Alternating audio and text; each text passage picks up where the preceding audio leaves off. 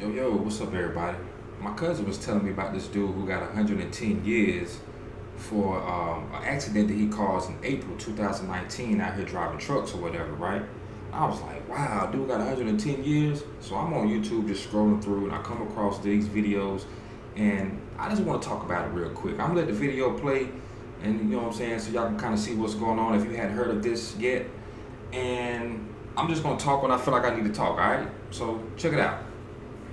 Court documents are giving us a clearer picture of what led up to that fiery wreck on Thursday, Kim, and while Medeiros hasn't been charged yet, his lawyer says he's cooperating willingly with investigators. The man who investigators say caused that massive deadly crash on I-70 seeing a judge for the first time. He sat down with him for an hour and a half on his own, no lawyer, not expecting any leniency from that, and answered all of their questions. Attorney Robert Corey says his client, Rahel Abdulera Medeiros, is suffering from survivor's guilt after the accident. He is in deep sorrow. He can't sleep, he can't eat.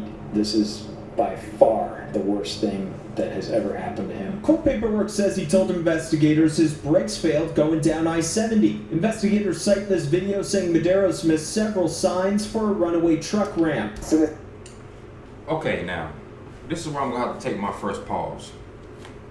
I saw him crying after the accident. He looks like a pretty sincere guy, and I could feel his pain through that small part of the video. I could see that he's sincere about the accident. But this right here draws a red flag, because if you knew that you was having a brake defect or whatever, and you go past 2, 3, hell, even 1 runaway ramp, I feel like at that point you have to take some type of responsibility for your actions about that, because, you know, I'm not sure if he thought that something was going to change. You know, I'm not a truck driver, so I'm not sure how the whole air braking thing works, or if he was even using air brakes, or what type of brakes that were being used. I'm not sure. But I just know with common sense, if I was in a truck and I felt like my brakes were going out and there were exit ramps or runaway ramps for me to take, I would have taken the first one. And if I couldn't get to one, I would have tried to avoid any stop traffic as much as possible, all right? See that on the right shoulder, like all this dust and dirt was on there, and oh man, this guy's gonna hit right in the middle of all the traffic. Just cured inside. Oh my God! Okay, now I want y'all to take a good look at this truck right here, okay? And this oh my God moment. Okay, we see this is a white truck that has rolled past this guy filming it, okay? And they're clocking this truck at 85 miles per hour, so they say, okay? And they gave us this oh my God moment with this truck speeding by. So I guess they're trying to say that this is the same truck that caused the accident, right? That's what you would think because of the way it's being presented, right? Check it out. Medeiros told investigators his speedometer was at 85 miles per hour when rushing by traffic on the shoulder. We believe there was some sort of malfunction, something, and there is pretty good evidence of that. The affidavit says Medeiros saw a stopped semi on the shoulder ahead and chose to swerve back into lanes of stopped traffic. Medeiros... Now, that's another red flag. You saw a semi-truck stopped ahead, but you swerved back into the lanes of stopped traffic. Now, once again, I'm not sure what you're thinking, but who would do that? At this point, I'm starting to believe there was a lack of training. And whoever trained this man to drive or gave him his license to drive, they need to be investigated themselves so they don't put any other drivers on the road like this. Because this guy is clearly scared, he was unprepared, and he did not know what to do under emergency circumstances, man. That's crazy. I would have rather taken my chances hitting the semi-truck that I saw stopped ahead versus swerving back into traffic, hitting stopped cars. Come on now. That he thought he was going to die, so he closed his eyes before the impact. Wait a his minute. father up semi on the shoulder ahead and chose to swerve back into lanes of stopped traffic. Medeiros said he thought he was going to die, so he closed his eyes before the impact. His father... Now wait a minute now. I'm not the smartest man in the world, and like I said, I'm not a truck driver.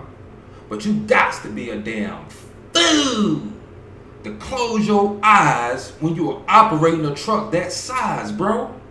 Come on, man. I'm trying to side with you, bro. I don't agree with this 110-year thing, but you're gonna close your eyes and because you thought that you were gonna die? You didn't think that you were gonna kill anyone else because your eyes were closed? Come on, bro. Come on. Now, I do believe that the man didn't have proper training.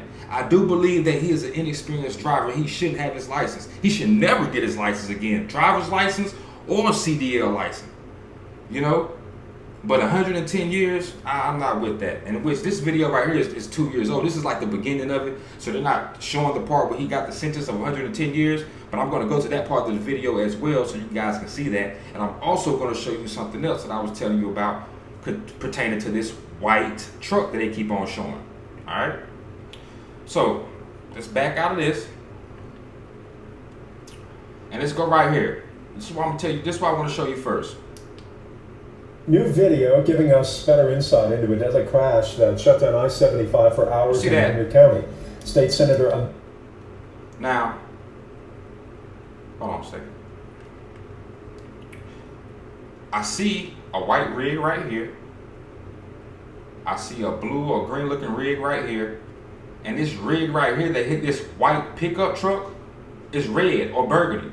And even on some of the thumbnails of the truck that's burning, it's a red truck that's burning on the thumbnails. So where are they getting this from? Just a matter of time, this will blow your mind. Oh my God! Jesus Christ, we're almost... You're welcome, guys. We just cured anxiety. Oh my God! Where are they getting that footage from? Because, like I said earlier, it seems like they're using that footage as if that's the truck that caused the accident. But we clearly see right here that this is the truck, a red rig, that caused the accident. So I don't get that. Let me know what you guys think in the comments. What you think about that, all right? Now, I don't think this man should get 110 years for this. But I think there should be some type of punishment just for the fact that he did ride past those runaway ramps. And he did swerve back into a lane of stopped traffic. I don't think that was smart, okay? But they're saying that it's a growing outrage happening here. So let's see what this video is talking about. Responsible. Last week, truck driver Rogelio Aguilera Medeiros. Let's take that back a little bit. My volume, you gotta excuse me, man. I'm trying to do this thing just right off the rip. No pre-recording, no any of that. And I hate this TV remote. 4 in April 2019 outside Denver. Now calls for clemency for the man. But even right there, it's a red truck that's burning. So this is the truck that caused the accident. So why are they still showing this other guy in this other truck, man? I don't get that. And what happened to that guy in that truck? Last week, truck driver Rogelio Aguilera Medeiros was sentenced to 110 years in prison for the fatal collision that involved 28 vehicles. Cured anxiety. Oh my God! Colorado law requires minimum prison terms for certain crimes and mandates they be served back to back. Aguilera Medeiros was convicted on 27 counts, including vehicular homicide. I would for fear God taking me. Aguilera Medeiros says. Now, as we can see here, even on this part of the video, on this, who brought this? Who was NBC News? They showed that part of that guy in the truck once again, and that white rig riding by, creating that oh my God moment. And I promise you that particular footage right there, because a lot of people in these courtrooms aren't as smart as y'all think they are, but I'm pretty sure it went over a lot of people's heads, and they automatically probably assumed that footage was the same truck that caused the accident. And I promise you, a lot of that 110 years has a lot to do with that footage of that white truck passing by that guy in that car that's circulating around on the internet. I'm telling you, man, that's just my personal opinion of it. And I think they need to take that part down, because that truck had nothing to do with this red rig right here that caused the accident, okay? And what happened to that white truck anyway, by the way? Let me know what you guys think in the comments. I'm gonna go ahead and shut the video down. I ain't gonna hold you guys too long. It's just a story that caught my attention. I just want to say what I had to say about it. But 110 years, definitely unacceptable. Peace.